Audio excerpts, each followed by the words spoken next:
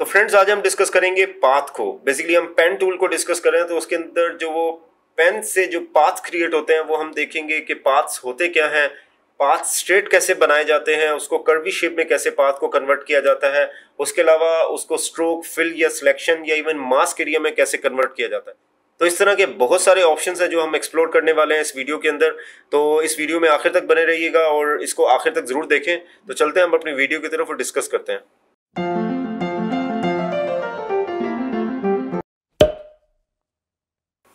तो आज हम पेन टूल को डिस्कस करने वाले हैं। पेन टूल आपको टूल मेन्यू में यहाँ पे मिल जाएगा। इसकी शॉर्टकट की है P, और इसको अगर हम वैसे इसका प्रीव्यू लेना चाहें तो ये इस तरह से एंकर पॉइंट्स दिखाता है कि किस तरह से इससे ड्रॉ किया जाता है। मैं इसके बारे में फर्दर आपको बताता हूँ एंकर पॉइंट्स क्या होते हैं, जो पाथ सा दिखा रहा है ये क्या चीज़ है। तो हमने ये टूल सेलेक्ट कर लिया है। यहाँ पे भी आप देख सकते हैं कि यहाँ ये पाथ शो कर रहा है। इसके अलावा यहाँ पे दूसरे ऑप्शन भी हैं शेप एंड पिक्सल के, ये हम बाद में डिस्कस करेंगे। अभी हम अगर पाथ की बात करते हैं तो पाथ बेसिकली क्या होता है। अगर ये मैं दो A से B पॉइंट मैं यहाँ पे ऐड कर देता हूँ, लाइक एक मैंने एक स्टार्टिंग पॉइंट दे दिया, एक एंडिंग पॉइंट दे दिया, तो बेसिकली पाथ ये है कि अगर मैं यहाँ पे कोई भी स्टार्टिंग पॉइंट पे क्लिक करूँ तो बेसिकली मैंने A और B जो इसमें साइन दिखाया हुआ है, ये A is our starting point, B is our ending point. तो इसको करने के लिए अगर मैं ये पेन टूल सिलेक्टेड है और मैं इससे एक पॉइंट लेता हूँ, उसके बाद मैं एक सेकंड पॉइंट लेता हूँ, तो जो एक पॉइंट से दूसरा पॉइंट कनेक्ट हुआ है इसको पाथ कहते हैं। ये बिटवीन जो लाइन सी नज़र आ रही है ये पाथ है। तो और ये जो साइड पे है इसके बारे में हम डिटेल में डिस्कस करते हैं। बट बेसिकली इस पेन टूल का काम ये होता है कि जब एक पॉइंट से आप दूसरे पॉइंट पे जाएं तो बिटवीन में वो लाइन को कनेक्ट कर देता है। अब वो चाहे लाइन स्ट्रेट हो या कर्वी हो, कर्व कैसे करते हैं वो हम अलग से देखेंगे, बट स्ट्रेट जो है उसके लिए करने के लिए दो तीन ट्रिक्स हैं कि आपने अगर ये B पॉइंट पे आया, मैं बस C पॉइंट पे भी आ सकता हूँ, मैं किसी जगह पे भी क्लिक करूंगा वो उस पॉइंट से दूसरे पॉइंट का पाथ आपस में कनेक्ट कर देगा। ये C पे आया। अच्छा, अगर आपको इसको बिल्कुल ही स्ट्रेट या 100% डायगोनल 45 डिग्री पे करना हो तो आप शिफ्ट की का प्रेस करें। शिफ्ट की प्रेस करेंगे तो ये स्ट्रेट या फिर लाइक ये 90 एंगल पे भी आ सकता है, या अगर आप चाहें तो 45 एंगल पे भी आ सकता है। अब जैसे ये बिल्कुल ही 45 एंगल है, ये इसका 45 एंगल है, तो ये इस तरह करके अब जैसे मैं यहाँ पे 90 एंगल कर दिया, यहाँ हॉरिजॉन्टली मैंने 180 एंगल कर दिया, तो इस तरह करके ये पाथ चल रहा होता है। बेसिकली इन पाथ को आपस में कनेक्ट भी किया जा सकता है। तो ये स्ट्रेट पाथ अभी हम डिस्कस कर रहे हैं, इसको कर्व कैसे करेंगे वो हम देख लेंगे। बट मेन जो इसका फंक्शन है वो है कि दो पॉइंट्स को आपस में कनेक्ट कर देना, और जो बीच में जो लाइन नजर आती है उसको हम कहते हैं पाथ। तो पेन से जो है पाथ्स या शेप्स क्रिएट होती हैं। अभी हम इसकी पाथ्स क्रिएट कर रहे हैं तो पाथ को फर्दर हम डिस्कस कर लेते हैं। अच्छा, ये पाथ्स बनाए क्यों जाते हैं। बेसिकली पाथ्स ये जिस तरह की शेप्स हैं ये हम बनाते हैं कोई लोगो, इलिस्ट्रेशन, ड्राइंग्स, क्रॉपिंग, इन सब चीज़ों के लिए यूज़ हो रहा होता है। तो हम अपनी चॉइस से इन चीज़ों को कन्वर्ट कर पा रहे होते हैं। इसको हम स्ट्रोक में या फिल एरिया में या सिलेक्शन में किसी भी चीज़ में कन्वर्ट कर सकते हैं। इटसेल्फ इसका कोई मैंने नहीं होता, ये प्रिंटेबल नहीं होता। ये जो आप देख रहे हैं अगर मैं प्रिंट करूं तो वहाँ पेज पे सिर्फ A और B प्रिंटेड नज़र आएगा, जो पाथ है वो इनविजिबल होगा जब तक कि मैं उसको किसी चीज़ में कन्वर्ट ना कर दूं। सिलेक्शन में भी कन्वर्ट करूंगा तब भी प्रिंट नहीं होगा, सिलेक्शन के बाद फिल करना होगा तब वो होगा, या फिर मैं उसे स्ट्रोक में कन्वर्ट करूं तो खाली आउटलाइन अपेयर होगी। अगर मैं उसे सॉलिड में करता हूं तो उसके अंदर फिल्ड एरिया नजर आएगा। वो हम स्टेप बाय स्टेप डिस्कस करते हैं। अच्छा, ये मैंने दोबारा से एक पॉइंट लिया, दूसरा पॉइंट लिया। अच्छा, मैं वैसे आपको इसकी डिटेल जर्नली बताना चाह रहा हूँ। जैसे ये जो है, ये जो पॉइंट लिया जाता है इसको हम एंकर पॉइंट्स कहते हैं। एंकर क्यों कहते हैं कि जैसे वो इसके साथ वो इसको कर्व किया जा सकता है, इसको एक्सटेंड किया जा सकता है, तो एंकर की तरह होता है, इसको चीज़ों को मूव किया जा सकता है। तो ये इन पॉइंट्स को एंकर पॉइंट्स कहते हैं। बीच का जो है वो पाथ है। और अगर लेट्स सपोज कि अगर मैं दोबारा से एक पाथ क्लिक करता हूँ एंड इसको माउस को होल्ड करके ड्रैग करता हूँ, तो जो ये चीज़ बीच में से निकल के आ रही है ये कहते हैं हम इसको हैंडल्स। ये हैंडल्स जो है इन जगहों को हम शेप को कभी कभार रीएडजस्ट करने के लिए इन हैंडल्स का यूज़ करते हैं। तो ये बेसिकली दो तीन चीज़ों से ही बनता है। एक ये एंकर पॉइंट्स, जो बीच वाली चीज़ है ये पाथ, और ये जो जो ये हैंडल सा निकला हुआ है ये दोनों साइड से एडिटेबल होता है कि हम इसको दोनों साइड से एडिट कर सकते हैं। जैसे मैंने ये आगे वाला जो है और पीछे वाला दोनों के यूज़ करके इसको रीएडजस्ट कर सकता हूँ। तो ये बेसिकली हैंडल्स अपेयर हो रहे हैं, साथ में एंकर पॉइंट्स हैं और बीच का जो है वो पाथ है। ये बेसिकली इसके अंदर ये तीन चीज़ें हैं जिनसे मिलके ये एक वेक्टर ड्राइंग बना रहा होता है। वेक्टर ड्राइंग और जो हमारी रस्टराइज होती है उनका भी हम डिफरेंस चेक कर लेते हैं। अच्छा, ये हम लोग एक पॉइंट लिया, सेकंड पॉइंट लिया। सेकंड पॉइंट जब आप लेंगे तो आप अगर इसको यहीं पे स्टे करेंगे तो स्ट्रेट लाइन रहेगी। अगर मैं माउस को भी, मैंने माउस ऑन होल्ड रखा हुआ है, इसको माउस को मैं अगर ड्रैग करना चाहूँगा तो ये ड्रैग करके इसको एक कर्वी शेप में कन्वर्ट कर देगा। कर्वी शेप में कन्वर्ट करेगा। उस कर्वी शेप के हैंडल को, मेरा भी एक साइड का हैंडल मेरे माउस के कंट्रोल में है, तो मैं उसको किसी भी जगह पे कनेक्ट कर पा रहा हूँ, किसी जगह पे रीशेप कर पा रहा हूँ। तो ये इससे अगर मैं इसके अंदर भी शिफ्ट करूंगा तो ये स्ट्रेट या हॉरिजॉन्टल, इसके अंदर भी वही फंक्शन होता है कि आप इसको अगर एक्यूरेटली एक जगह पे स्ट्रेच करना चाहते हैं तो आप शिफ्ट की का प्रेस करके 180 डिग्री या 90 डिग्री पे भी इसको बेंड कर सकते हैं। तो ये शेप को बेंड करने के लिए यूज हो रहा होता है। बट मेन जो तरीकेकार आपने देखा कि एक पॉइंट के बाद जब मैं दूसरा पॉइंट लूंगा तो मैं माउस का जो लेफ्ट क्लिक है उसको मैं छोड़ूंगा नहीं, मैं उसको होल्ड रखूंगा और उसी को ड्रैग करूंगा। उसी में से एक हैंडल अपेयर होगा जो उसके पाथ को कर्वी शेप में कन्वर्ट कर देगा। तो इससे हम कुछ बना के देखते हैं। जैसे मैंने ये क्लिक किया, सेकंड क्लिक किया मैंने यहाँ पे और ड्रैग किया, इसको मैंने इस साइड पे ड्रैग कर दिया लेट्स सपोज, और मैंने आगे जो है इसको दोबारा से आपस में सेकंड पॉइंट जो एंडिंग पॉइंट है, जैसे मैं इस पे आया, जैसे आप देख रहे हैं कि मैं डिफरेंट जगहों पे जब हूँ या जब मैं यहाँ आऊँगा तो एक ज़ीरो का साइन अपेयर हो जाएगा। जैसे मैं दोबारा जा रहा हूँ इसके करीब, ये ज़ीरो का साइन एक अपेयर हो गया। इसको मैं करता हूँ तो इसको छोड़ने से पहले मैं इसको अभी भी एडजस्ट कर सकता हूँ। जब तक मैं इसको छोड़ता नहीं हूँ मैं इसको भी, इसके अंदर भी एक हैंडल अभी बाकी है, उससे मैं री एडजस्ट कर सकता हूँ। बट मेन जो इसका फंक्शन है कि वो क्लोज पाथ कर रहा है। जो मैंने पाथ क्रिएट किया था इसको मैंने इसमें पाथ में देखिए हमने एंकर पॉइंट कितने लिए, 1 2 एंकर पॉइंट्स हमने लिए। बीच में जब यहाँ आए तो दो हैंडल्स अपेयर हुए, यहाँ पे एक और हैंडल अपेयर हुआ, और दो पाथ के जरिए हमने शेप को कन्वर्ट किया और एक क्लोज की शेप इसको क्रिएट कर ली। बट ये शेप होती क्या है उसके बारे में हम देखते हैं। तो ये बेसिकली जो शेप है ये एक वेक्टर शेप कहलाती है। वेक्टर क्या होता है, जो एक रास्टर और वेक्टर का डिफरेंस समझ लेना चाहिए। जैसे ये अभी जो मैंने शेप बनाई है ये वेक्टर है। वेक्टर बेसिकली इसको मैं जितना भी जूम करूंगा इसकी लाइन की क्वालिटी चेंज नहीं हो रही है। अब हम ये चेक करते हैं, जैसे लेट्स सपोज ये मैंने इसको किया और मैंने सेम जगह पे इसको अगर ट्रांसफॉर्म किया, मैं ट्रांसफॉर्म इसलिए कर रहा हूँ कि मैं इसे कंट्रोल टी फॉर ट्रांसफॉर्म, या आप इसको राइट क्लिक करके फ्री ट्रांसफॉर्म करेंगे तो ये ट्रांसफॉर्म में कन्वर्ट हो जाएगा। इसको मैं छोटा कर सकता हूँ, बड़ा कर सकता हूँ, इसकी साइड फ्लिप कर सकता हूँ। जैसे मैंने ये साइड फ्लिप की और इसको यहाँ पे मूव कर दिया। जब मैं ट्रांसफॉर्म में होता हूँ तो मैं उस चीज़ को मूव भी कर पाता हूँ एक जगह से दूसरी जगह पे। तो ये मैं इसको रीशेप कर रहा हूँ, लेकिन मैं जितना भी रीशेप कर रहा हूँ इसके अंदर इसकी क्वालिटी के ऊपर कुछ भी फर्क नहीं हो रहा। तो ये जो वेक्टर शेप होती हैं ये बेसिकली एक मैथमेटिकल फार्मूला सा ही होता है।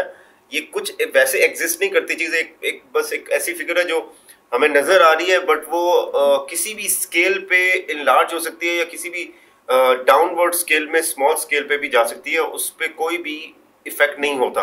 अब हम चेक कर लेते हैं, अगर इसकी जगह पे हम लोगों ने अगर कोई वैसे इसी तरह की शेप को पिक्सल बेस फार्मूला से या पिक्सल बेस वर्किंग से उस पर हमने क्रिएट किया होता तो क्या होता। जैसे अभी मैं इसकी जगह पे ये लॉसर टूल लेता हूँ और यहाँ पे मैं इसी से कुछ ड्रॉ करता हूँ। ये मैंने सिमिलर टाइप की सिलेक्शन ड्रॉ की और इसके अंदर मैं, क्योंकि ये खाली सिलेक्शन है तो सिलेक्शन के अलग हमने जैसे इसकी ट्रेनिंग की है कि इसके अंदर मैं कलर ऑल्ट बैक स्पेस से कलर फिल करता हूँ और इसको मैं अभी फ़िलहाल के लिए पाथ को ऑफ कर देता हूँ, या मैं इसको फ़िलहाल के लिए डिलीट कर देता हूँ आपको दिखाने के लिए। और इस सिलेक्शन को हम लोग छोटा करेंगे और फिर बड़ा करेंगे। जैसे मैं इसको दोबारा बार बार छोटा या बड़ा कर रहा हूँ।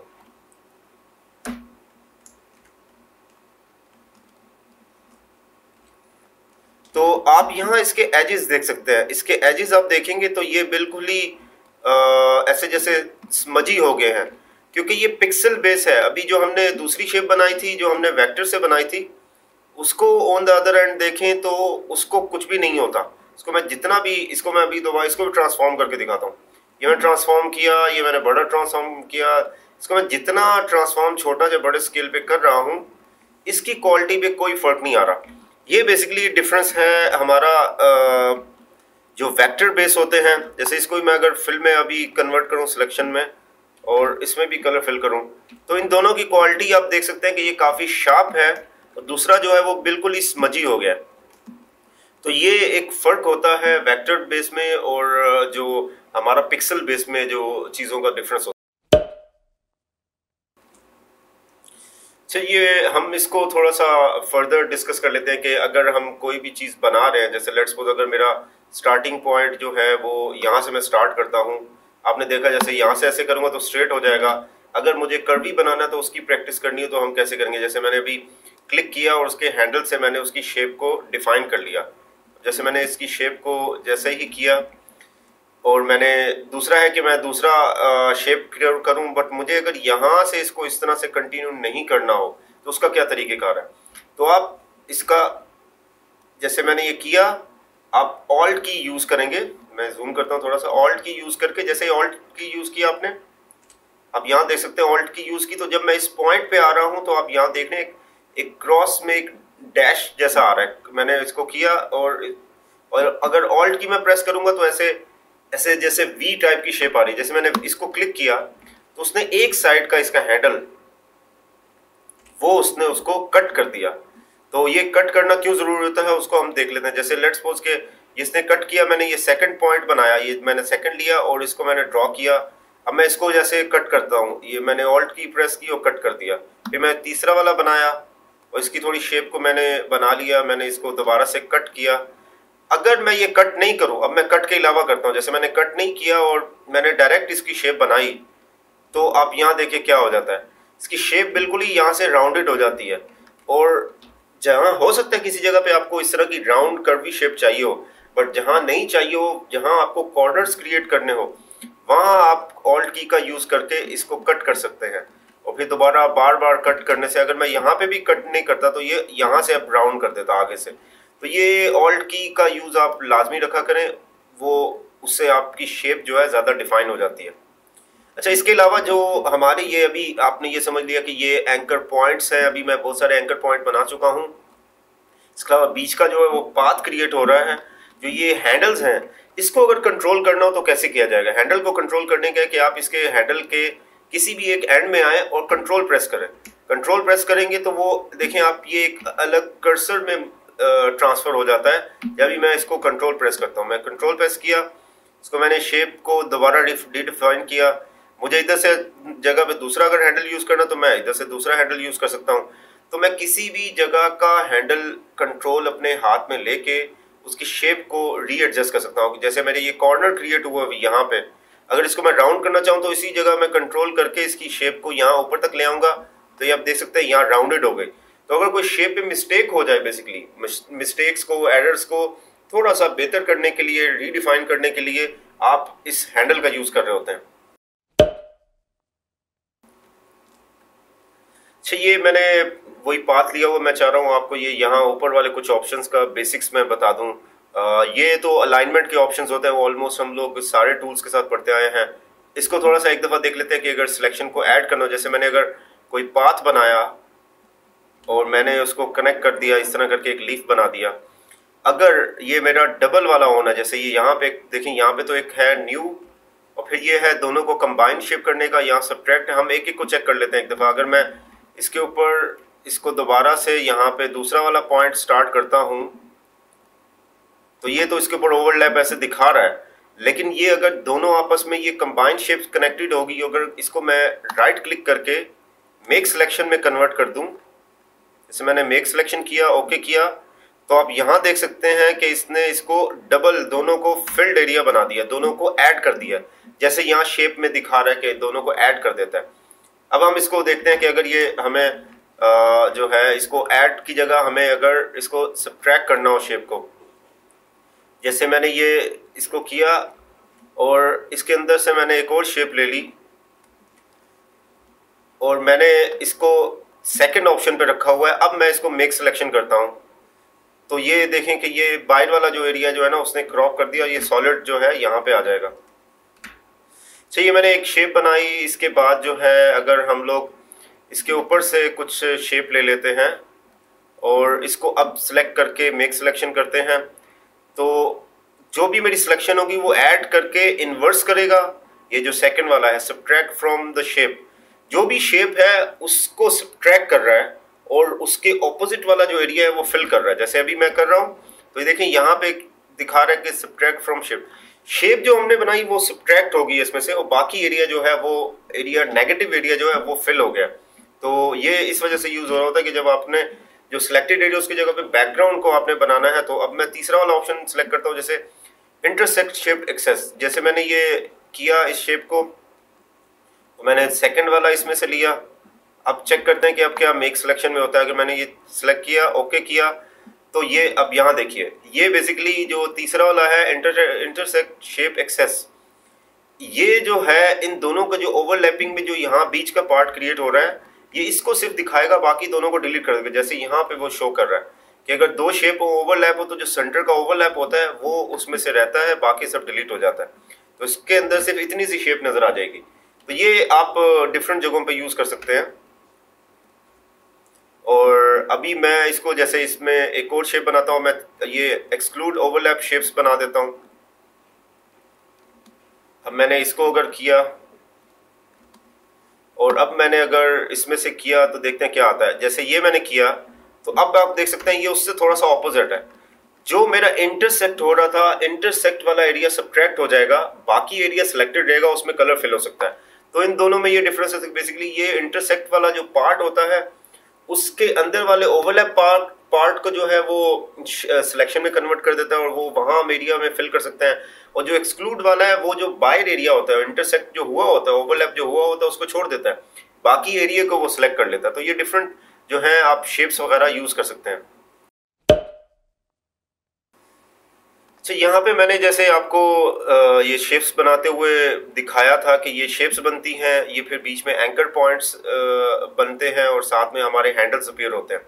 इसके अलावा यहाँ पे एक कुछ ऑप्शन शो हो रहा है, ऑटो ऐड एंड डिलीट। ये क्या कह रहा है बेसिकली कि मैं अगर इसके ऊपर कहीं पे भी हूँ, ये मैं ऊपर हूँ, तो आप जैसे मैं देखें किसी भी पाथ के ऊपर जाता हूँ तो एक प्लस का साइन आ जाता है, प्लस का साइन अपीयर हो जाता है। तो ये बेसिकली बता रहा है जैसे कि अगर मुझे इसमें एडिशनली थोड़ा सा मेरे से मिस्टेक रह जाए, मैं चाहूँ कि इसमें कुछ पाथ ऐड कर दूं या पॉइंट्स ऐड कर दूं, उस पर फर्दर वर्किंग करूँ। जैसे मैंने इसको किया तो यहाँ पे एक हैंडल मुझे दे देगा अलग से, तो इसको मैं थोड़ा सा और रीशेप दे सकता हूँ, जैसे मैंने किसी भी शेप में कर लिया। अच्छा, अगर मुझे कोई पॉइंट इसमें से लेस करना है, अभी जैसे ये क्योंकि ये ऑटो कर रहा है, अगर मेरा ये ऑटो, मैं अभी जैसे इसको ऑफ करता हूँ, इसको मैं ऑटो को ऑफ कर देता हूँ, तो अब ये इसके ऊपर कुछ भी नहीं करेगा। जैसे मैं जा रहा हूँ एक स्टार साइन ही अपीयर हो रहा है, लेकिन वो इसमें कुछ ऐड नहीं कर पा रहा।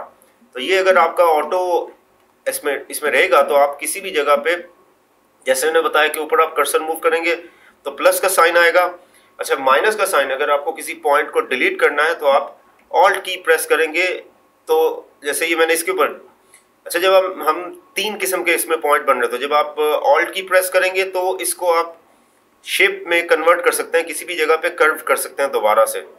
जैसे ये मैंने शेप की, इसको कर्व किया, यहाँ से मैंने किसी भी जगह पे इसको शेप, प्लस ये एंकर पॉइंट भी दे देता है।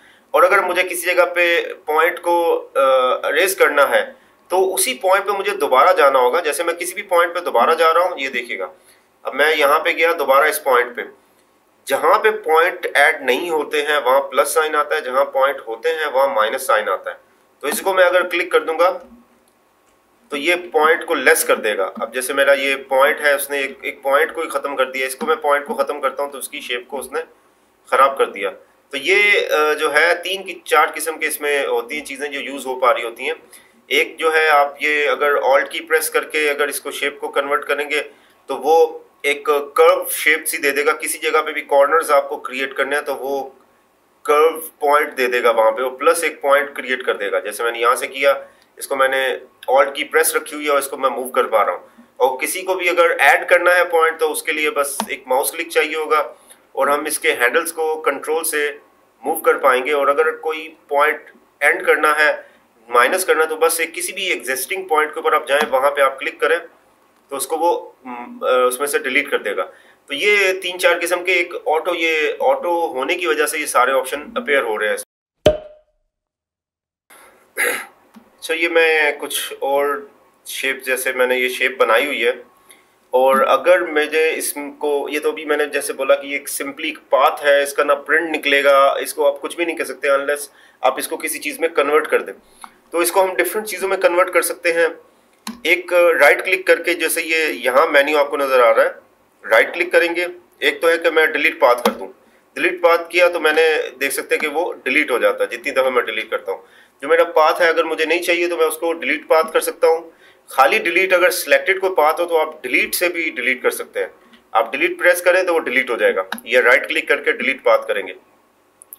डिफाइन कस्टम शेप जो है वो मैं आपको अलग से, अभी मैं इसके बाद यहाँ पे आपको शेप्स पढ़ाने वाला हूँ, तो इसके अंदर मैं आपको अलग से दिखाऊंगा शेप्स कैसे होती हैं, शेप्स और पाथ का फर्क डिफरेंस बता दूंगा। बेहतर है कि ये मैं उस जगह पे दिखाऊं जहाँ पे इसकी ज़रूरत है। तो ये डिलीट पाथ हमने कर दिया। वेक्टर मास्क की हमारी अलग क्लास रहेगी तो इसको भी हमने डिस्कस करेंगे। इसमें हम लोग ये make selection, fill path, stroke path और ट्रांसफॉर्म को चेक कर लेते हैं। जैसे ट्रांसफॉर्म है वो तो जैसे मैं आप ये फ्री ट्रांसफॉर्म करेंगे तो उसके ऊपर ट्रांसफॉर्म जो है अवेलेबल हो जाएगा और आप इसको रीशेप कर सकते हैं। अच्छा, इसको एस्केप करेंगे तो वो आउट हो जाएगा, दोबारा पहली पोजीशन में वापस आ जाएगा। इसको डायरेक्ट कंट्रोल टी भी करेंगे तो तब भी आप सेम काम कर सकते हैं। और आप अगर इंटर करेंगे तो वो इस शेप में ओके हो जाएगा।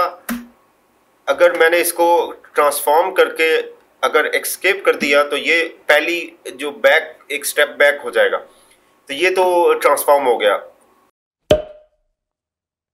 अच्छा, अगर मुझे इसको सिलेक्शन में कन्वर्ट करना है तो मैं इसको करूंगा मेक सिलेक्शन। सिलेक्शन में वो एक विंडो सी अपीयर होगी जिसमें वो बता रहा है कि अगर मुझे कुछ फैदर देना है या नहीं देना। ये हमने फैदर जो है अलग से बहुत सारी सिलेक्शन वाले के साथ हमने फैदर को पढ़ा हुआ है। फैदर बेसिकली एजिस को स्मूथ कर देता है। तो अभी फिलहाल के लिए मैं 0 फैदर पे काम कर रहा हूँ, तो मैं इसको ओके करूंगा तो ये एक सिलेक्शन में कन्वर्ट करेगा। अब मैं इसको बकेट टूल से भी कलर फिल कर सकता हूँ जैसे मैंने किया, या मैं ऑल्ट बैक स्पेस से मैं कोई और कलर जैसे कर देता हूँ यहाँ पे ऑल्ट बैक स्पेस से, तो इसके अंदर मैं कोई भी कलर फिल कर सकता हूँ। तो ये तो हमारा हो गया कि हम लोग इसके अंदर कलर कैसे फिल कर सकते हैं और सिलेक्शन में कैसे कन्वर्ट कर सकते हैं। इसमें जो बाकी 2 चीज़ें हैं, जैसे फिल पाथ।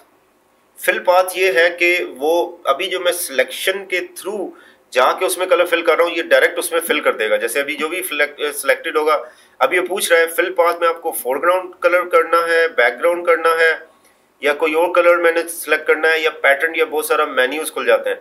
तो अभी फिलहाल के लिए हम लोग इसके अंदर कंटेंट में क्या कंटेंट डालना चाह रहे हैं, उसके मोड्स क्या होंगे। मोड्स को हमने अलग क्लास में देखा है चीज़ों को। एंटी एलियस होता है, थोड़ा सा एज स्मूथ कर देता है। तो हम अभी क्योंकि बेसिक्स को पढ़ रहे हैं तो फिल के अंदर हम लोग जस्ट फोरग्राउंड कलर करेंगे, ओके करेंगे तो इसको वो इसमें कलर में फिल कर देगा। इसका फ़ायदा क्या है और जो है वो दूसरे का क्या फ़ायदा, कि ये बेसिकली अभी भी इसके अंदर इसकी शेप जो है वेक्टर अभी वहीं का वहीं है।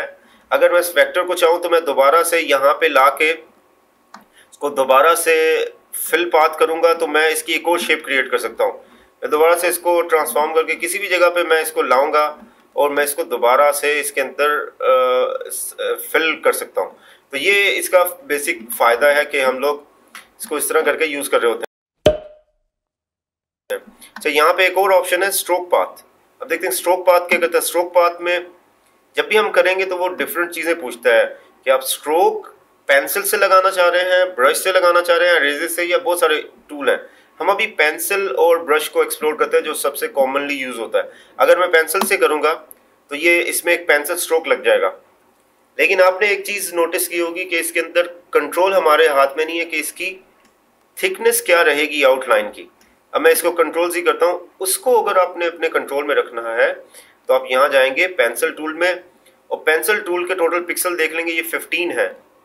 अगर इसको मैं यहाँ पे इसको साइज, जैसे ये ब्रैकेट से साइज अप होता है या साइज डाउन होता है, अगर मैं इसका साइज थोड़ा सा अपने अकॉर्डिंगली, ये यहाँ पे फिगर भी चल रही है, मैंने 30 कर दिया और पेंसिल को इस पर रख के देख भी लिया कि कितना थिक, ये सेंटर पॉइंट को सेंटर में रखिएगा, आप देख सकते हैं कि एक राउंड सी शेप आई हुई है, जिससे पता चल रहा है कि मेरा स्ट्रोक कितना थिक हो सकता है।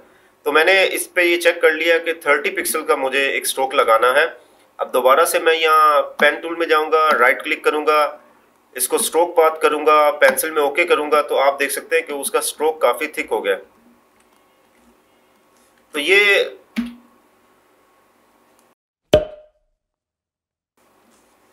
अच्छा, ये जब हम लोग कोई पाथ बनाना शुरू करते हैं तो जो मैं राइट क्लिक करके आपको ऑप्शंस दिखा रहा था, ये यहाँ पे भी अवेलेबल होता है। जैसे मैं इसको चाहूँ यहाँ पे इसको सिलेक्शन में कन्वर्ट कर सकता हूँ, ये उसी तरह सिलेक्शन में कन्वर्ट कर देगा।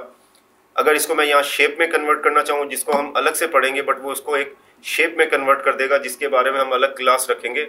एक होता है यहाँ पे मास्क, इसको मास्क में भी कन्वर्ट कर सकता है। अब ये मास्क क्या है, इसको हम ज़रा समझ लेते हैं।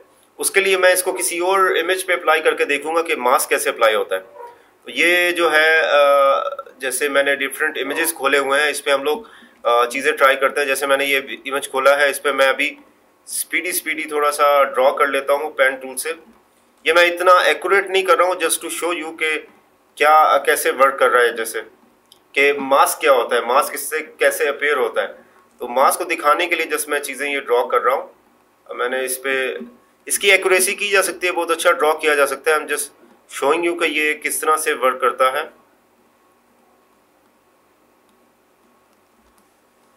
तो ये मैंने सेलेक्ट किया। अगर मैंने इस एरिया को सिलेक्ट कर लिया और इसके साथ मैंने ये, आप यहाँ देख सकते हैं, पाथ क्लोज करने के बाद मैंने इसको अगर मास्क किया तो उसने पूरे बैकग्राउंड को अरेज कर दिया। और सिर्फ इस यहाँ पे देखिए, यहाँ पे आप देख सकते हैं कि ये एक थंबनेल प्रीव्यू के अंदर भी दिखा रहा है कि एक इसके अंदर एक मास्क एरिया आ गया है। हमेशा याद रखिएगा, मास्क के अंदर जो वाइट एरिया होता है वो एक्टिव होता है, जो ये ग्रे एरिया होता है ये नॉन एक्टिव होता है। तो इसको शो करने के लिए मैं एक इमेज यहाँ लेके आता हूँ। जैसे मैंने ये इमेज लिया एक स्काई का, इसको मैंने Ctrl+A for select all, Ctrl+C for copy, इसको मैं इस लेयर पे लेके आया। यहाँ पे मैंने Ctrl+V किया। अभी भी नहीं आपको पता चले, इस लेयर को आपको नीचे लाइन लेके आना होगा, क्योंकि मुझे अगर इसके बैकग्राउंड पे कोई चेंज करना है तो मैं इसके बैकग्राउंड पे लेके आऊँगा। क्योंकि ये इमेज का स्केल थोड़ा छोटा है, इसको भी हम ट्रांसफॉर्म कर लेते हैं। मैंने ये Ctrl+T फॉर ट्रांसफॉर्म किया, यहाँ मैंने रखा और इसको मैंने शिफ्ट की प्रेस करके एक्यूरेटली सेम प्रोपोर्शन में रखने के लिए मैंने इसको बड़ा किया। जैसे ही मैंने बड़ा किया तो आप देख सकते हैं कि मेरे पास यहाँ पे जो मैंने ये इसके अंदर इमेज के अंदर वो डिज़ाइन अभी बाकी है, बट हमने उसको मास्क में कन्वर्ट कर दिया था, इसलिए वो एरिया ब्लॉक हो गया। बैकग्राउंड जो है वो अभी वहाँ पे इनएक्टिव एरिया है, वहाँ कोई एम्प्टी उसने शो कर दिया, जैसे ये मास्क में शो कर रहा है यहाँ पे। तो मास्क का ये फ़ायदा होता है कि आप यहाँ पे इमेजरी अपनी चेंज। अच्छा, ये मैंने एक इमेज खोला हुआ है। हम एक फाइनल ड्राइंग टेस्ट कर लेते हैं कि जब ये एक बॉडी बिल्डर की पिक्चर है, बस हम इसको क्रॉप करना चाह रहे हैं इस पाथ के साथ। इसको पाथ को हम बना के उसको सिलेक्शन में कन्वर्ट करेंगे और फिर उसको हम क्रॉप करेंगे। फिर उससे आपको आइडिया होगा कि ये पेन टूल से बहुत ज़्यादा कॉम्प्लेक्स ड्राइंग्स हो सकती हैं और बहुत आप डिटेल में उसको स्केच कर सकते हैं। तो मैंने जैसे इसके अंदर अभी मैं करता हूँ, इसको मैं थोड़ा सा फास्ट फॉरवर्ड प्ले करूँगा जो भी मैं ड्रॉ करूँगा, ताकि आप इस चीज़ को समझ सकें।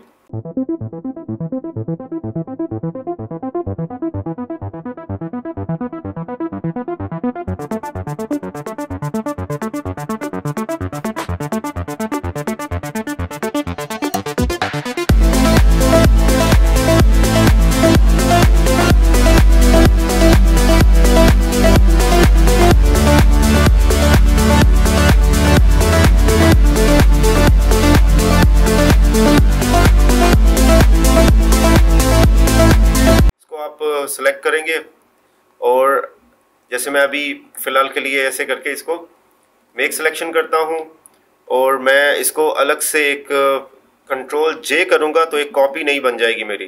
जैसे मैंने अभी फ़िलहाल के लिए यहाँ तक का अभी आपको शो कर दिया, इसको मैं क्रॉप कर लेता हूँ और क्रॉप के अंदर हम लोग Ctrl+D करते हैं तो आप यहाँ देख सकते हैं कि ये अलग एक पेज पे आ गया है। इसके अंदर मैं फर्दर चाहूँ तो मैं कुछ भी ब्लू, मैं कोई भी एक कलर पेंट कर देता हूँ इसमें से।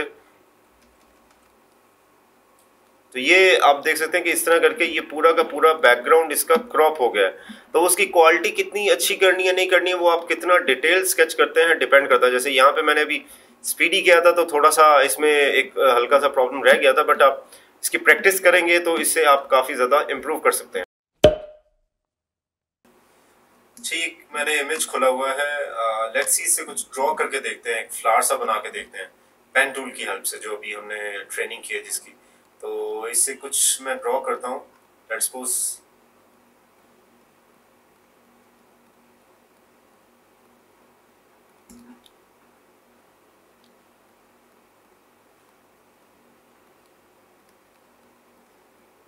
मैं ज़्यादा डिटेल में ड्रॉ नहीं कर रहा हूँ, बस जर्नली इस को कंप्लीट कर रहा हूँ। लेट्स सी कि अगर ये मैंने एक सिलेक्शन ली हुई है इस पे, अभी मैं फिलहाल के लिए इसको किसी भी कंट्रास्ट कलर में फिल कर देता हूँ, जस्ट टू शो के वैसे किस तरह से। जब ये एक ड्रॉ हो जाता है तो इसमें अगर कुछ इस तरह के डिफरेंट लेवल्स में काम करना हो तो हमेशा एक नया एक्स्ट्रा लेयर ले लेनी चाहिए, और उसके अंडरनीथ जो ड्रॉ करना है वो आप वहाँ जाके उसको ड्रॉ कर सकते हैं। जैसे अभी मैं इसके नीचे एक लेयर ली है और उसको फर्दर उस पर वर्किंग कर रहा हूँ। जैसे मैंने इसमें फिल किया, let's see alt back space से फिल होता है, आप उसको यूज कर सकते हैं।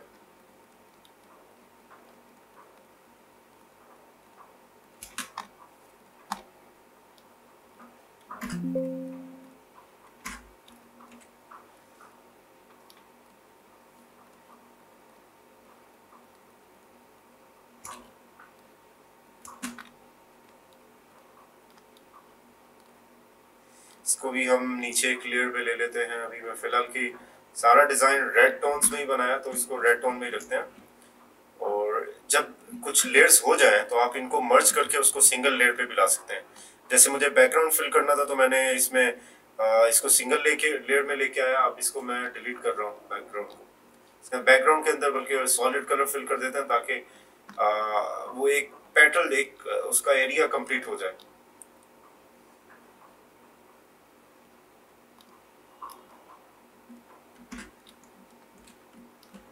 जैसे इसको मैं एक स्केच होने के बाद अगर मैं इसमें चाहूँ तो ये डिफरेंट कलर्स फिल कर सकता हूँ। जैसे जैसे मैंने ये मैजिक वॉन्ड लिया, मैजिक वॉन्ड से वो एक जैसे शेड्स को पिक करेगा, उसके अंदर मैं कोई भी अपनी चॉइस का कलर लेके उसमें फिल कर सकता हूँ, जो भी मेरा कलर इसमें चॉइस का होगा।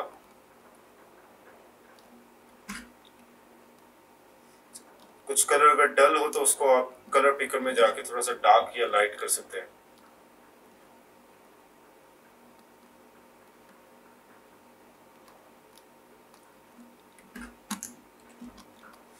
फिलहाल के लिए मैं इस लेयर को ऑफ कर लेता हूँ और इस एक पैटर्न के साथ कुछ बनाने की कोशिश करते हैं। जैसे लेट्स सी कि मैंने अगर एक सेंटर में एक राउंड सा फिगर दे दिया और इसको मैंने भी ब्लैक से फिल कर दिया, और अगर मैं इसको लेके आता हूँ और मैं इसकी क्लोनिंग शुरू करता हूँ, इसको क्लोन करते जाएंगे और इसमें पुट करते जाएंगे। क्लोन कैसे हो रहा होता है कि मैं इसको लेता हूँ, ऑल्ट की से एक कॉपी बनाता हूँ, कंट्रोल टी से ट्रांसफॉर्म करता हूँ, उसको मैं बना। जब मैं ये 3-4 बना लूँ तो उसके बाद मैं इसको मर्ज भी कर सकता हूँ। कंट्रोल ई सेलेक्ट किया, कंट्रोल ई इसका एक क्लोन और लिया ऑल्ट की प्रेस करके, और इसके बाद दोबारा क्लोन लिया।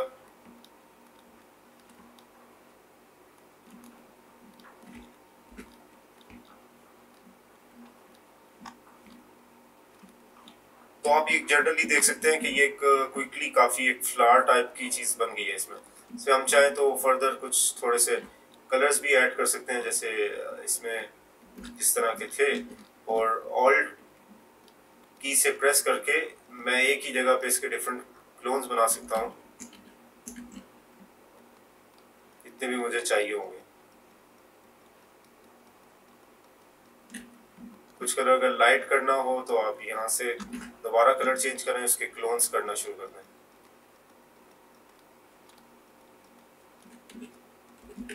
तो आप देख सकते हैं कि ये लाइक कुछ मिनट में पेन टूल से इस तरह के डिटेल्स स्केच किए जा सकते हैं। तो ये आप ट्राई करें, पेन टूल की जितनी प्रैक्टिस करेंगे उतनी आपकी ड्राइंग की स्किल्स इंप्रूव। तो फ्रेंड्स, उम्मीद है आज की वीडियो आपको बहुत पसंद आई होगी। अगर इससे रिलेटेड कोई भी क्वेश्चंस हैं आपके, कोई भी क्यूरीज़ हैं, आप कमेंट सेक्शन में मुझसे डायरेक्टली पूछ सकते हैं, मैं उस पर आपको आंसर दे दूँगा। आप इस वीडियो को लाइक करें और सब्सक्राइब करें।